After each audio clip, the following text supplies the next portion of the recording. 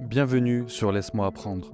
Imaginez une époque où la voix des femmes était à peine un murmure dans les couloirs du pouvoir, où les suffragettes luttaient contre vents et marées pour obtenir des droits élémentaires.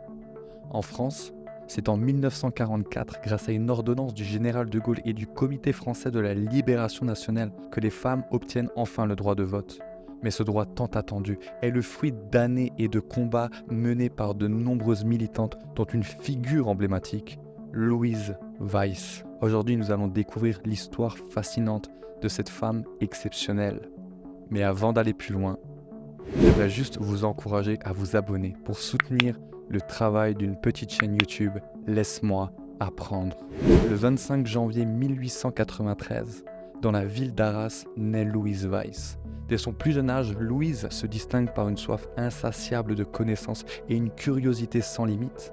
Sa famille, cultivée et libérale, encourage son éducation, un privilège rare pour une fille à cette époque. Elle passe ses étés chez ses grands-parents maternels, où elle dévore les livres de la bibliothèque familiale et développe un intérêt particulier pour l'histoire et la politique.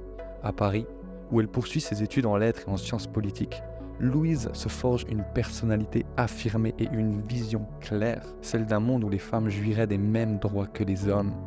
Elle est une élève brillante et passionnée, souvent la première à poser des questions et à engager des débats avec ses professeurs.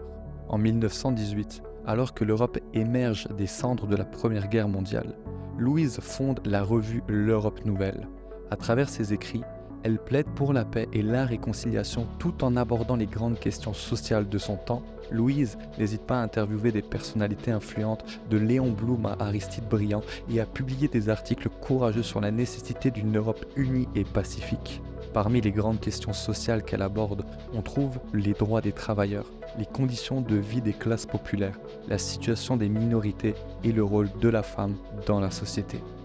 Mais Louise est aussi témoin des profondes injustices sociales et politiques de son époque, notamment celles qui touchent les femmes. Dans les années 1930, marquées par le rejet des propositions de loi en faveur du suffrage féminin, Louise décide de consacrer son énergie et son talent à la cause féministe. Avec une détermination de fer, elle crée la Femme Nouvelle en 1934, une association visant à sensibiliser l'opinion publique et à mobiliser les femmes pour leurs droits.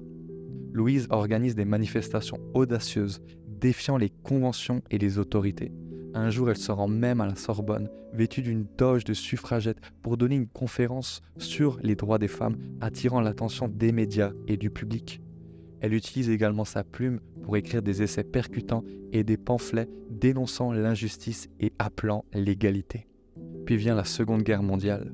Louise Weiss, loin de se laisser abattre, rejoint les rangs de la résistance. Elle utilise ses compétences en journalisme et ses réseaux pour lutter contre l'occupant nazi, risquant sa vie pour la liberté de son pays. Elle cache des résistants, aide à la diffusion de tracts clandestins et participe à des opérations de sabotage.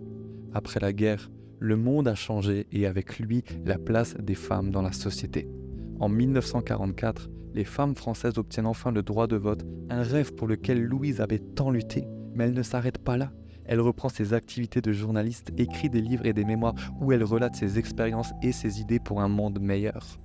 En 1979, à l'âge de 86 ans, Louise Weiss est élue députée européenne lors des premières élections du Parlement européen au suffrage universel direct.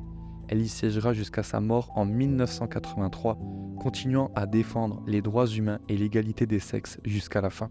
Elle est souvent vue à Strasbourg discutant passionnément avec ses collègues députés, toujours aussi engagée et déterminée. Louise Weiss nous a quittés, mais son héritage demeure, ses livres, ses écrits et surtout son inlassable combat pour l'égalité continue d'inspirer des générations.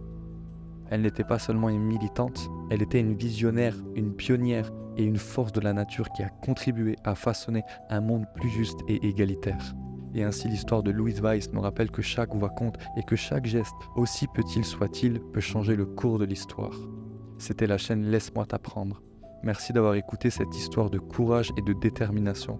Et n'hésitez pas à vous abonner et à laisser un commentaire.